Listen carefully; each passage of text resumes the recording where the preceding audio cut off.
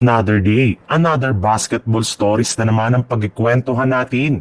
At ngayon nga ay ang pag-uusapan natin ng balitang aalis na nga daw si Jackson Hayes sa Los Angeles Lakers. At ang balitang pagkuha ng Golden State Warriors kay Michael Malone. Medyo naging maganda nga para sa Los Angeles Lakers ang mga nagsilabasang balita patungkol sa kanilang mga nagdaang araw. Matapos dito na ipakita ang pagpayat ng mga katawan ng kanilang superstar na si Luka Doncic. Sinundan pa nga ito ng isa pang balita patungkol sa inaasahang pagkuha ni LeBron James ng kanyang player option sa team next season. Kaya mukhang magiging ready na nga ang mga key players ng Lakers sa kanilang susunod na kampanya. Ngunit kasabay nga ng paglabas ng ganyang klaseng balita, ay ibinulgar na rin naman nga ng isang Lakers insider na si Anthony Irwin. Hindi nga daw lahat ng kanilang mga manlalaro ay mananatili sa kanilang lineup. Bagkus, sigurado na nga na merong aalis dito kagaya na lang ni Jackson Hayes na pinili ng umalis sa team matapos magtapos ang kanyang kontrata.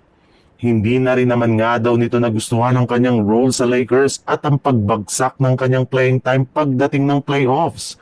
Bukod rin nga kay Hayes, ay aalis na rin naman nga dito ang isa pa nilang sentro na si Alex Len na halos hindi na rin naman nagamit lalo pat masyado ngang nakafocus si Coach JJ Redick sa paggamit nila ng small ball rotation na siyang hindi kinagugusto ng kanilang mga big man. Sawa na rin naman nga sila sa ganitong klaseng playing style dahil parang naiitsapwera dito ang kanilang presensya.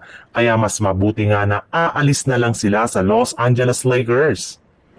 Napag-usapan na nga natin na mismong si Coach Steve Kerr nga ang nagsabi na bagamat man nga gusto niya na panatilihin ang majority sa kanilang mga players ngayong off-season, ay hindi rin naman nga nila ito magagawa dahil kakailanganin pa rin nila dito ng magsakripisyo para lamang makakuha ng isang legit na starting center.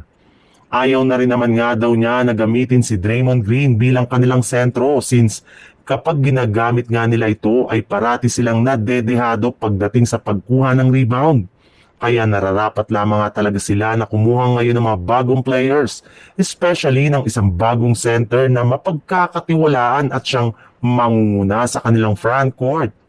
At maliban rin nga sa pagsasaayos ng kanilang lineup ngayong off-season, ay pagtutuunan rin naman nga ang kanilang prangkisa ang pagsasaayos rin ng kanilang coaching staff sa pagkuha ng ilang mga assistant coach na tutulong kay Coach Steve Kerr.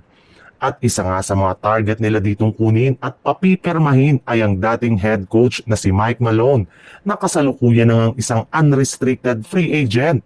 Matapos siyang sisantihin ng Denver Nuggets bago magsimula ang playoffs. Hindi pa rin naman nga daw natin maikakaila ang husay nito kaya hindi na nga nakakagulat bakit interesado ang Warriors sa pagkuha sa kanya.